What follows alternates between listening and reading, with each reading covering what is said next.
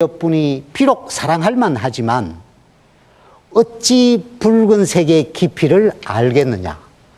가지 가득 벌납이 날아들지만 꽃의 마음을 알았는지는 얻었는지는 알 수 없으라. 벌나비가 꽃의 마음을 그렇게 쉽게 얻을 수 있는 게 아닙니다.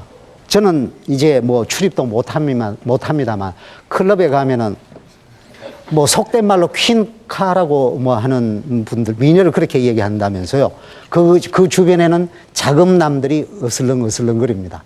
그래서 부비춤이라도 한번 추면은 그 여성으로의 마음이라도 얻는 듯한 착각에 빠지는데 그렇지 않습니다. 여성의 마음을 그렇게 쉽게 얻을 수 있는 게 아니죠. 지난 시간에 제가 남녀의 춘령에 대해서 말씀을 드렸습니다만은 이 현재 심사정이 그린 벌과 나비 그리고 양귀비의 그것도 남녀의 춘정으로 비교할 수 있을 겁니다. 그런데 청춘 남녀는 서로가 싫다면 쉽게 헤어질 수 있습니다. 그런데 노년인들 사랑의 마음이 없겠습니까? 예, 황혼 이혼도 하고 황혼 뭐라고 해야 되나요? 연애도 있을 수 있는 것이죠. 그런데 노인은 저 꽃을 보면은 어떤 생각이 들까요? 당나라에 아주 나긋나긋한 시를 잘 지은 유우석이라는 시인이 있었는데요. 이 노인은 이런 시를 읊었습니다. 오늘 꽃을 앞에 두고 마셨네. 마음이 달콤해 취토록 잔 기울였지. 다만 안타까운 건 꽃이 말을 할까봐. 내가 그대 같은 늙은이를 위해 핀 게 아니에요. 아니 늙기도 서러운데 꽃으로부터 저런 얘기 들으면은 노인은 어떡하라는 말입니까? 자, 이제 꽃 그림을 봤으니까 다시 동물 그림 하나를 볼까 하는데요. 17세기 때 문인 화가 중에 홍진구라는 화가가 있었는데요. 그 문인 화가가 저 고슴도치와 오이라는 작품을 그렸습니다. 문인 화가들은 대개 매낭국죽, 사군자를 주로 그리는데 아니 저런 동물 꽃그림을 그렸다는 것도 신기합니다.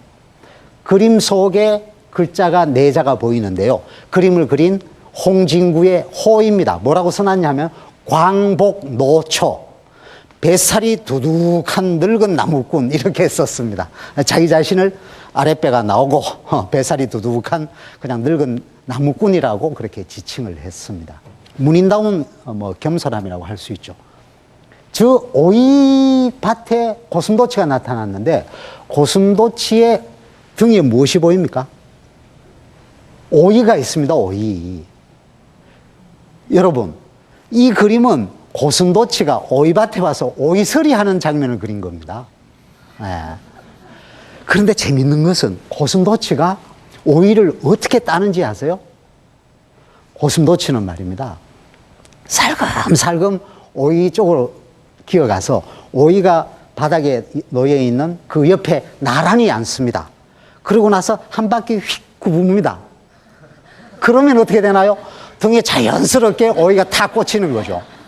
구르는 재주가 고슴도치는 군뱅이 못지않습니다. 잘 구릅니다.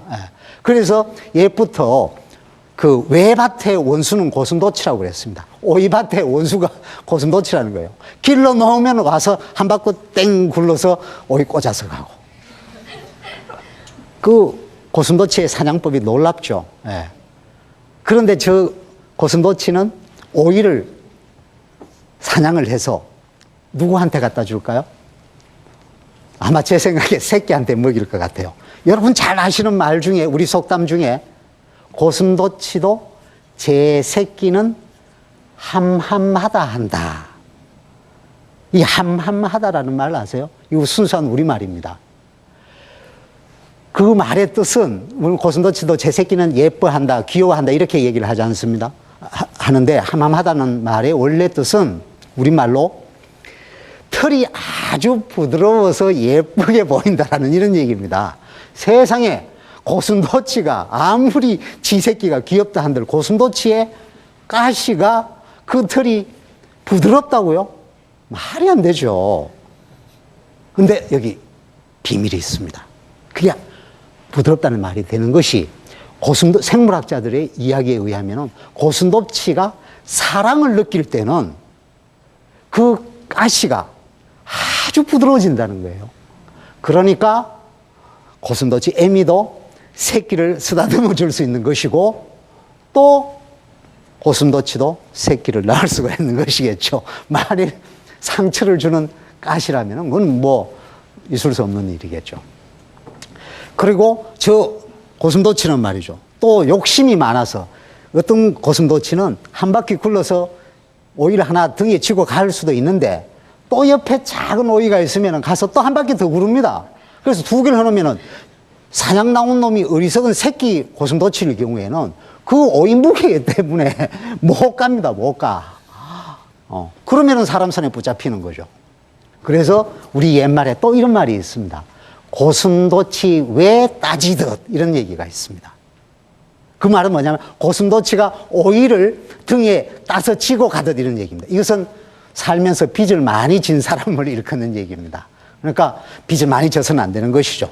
하나만 딱 그냥 오이도 하나만 따서 새끼를 먹이고 그러면 된다 이런 얘기입니다. 예.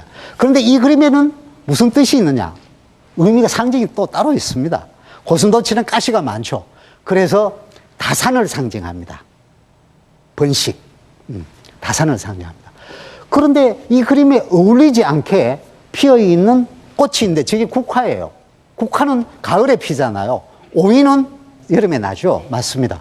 그래서 국화와 오이가 철이 맞지 않는데도 나란히 그린 이유는 고슴도치가 다산을 상징하고 국화는 장수를 의미합니다.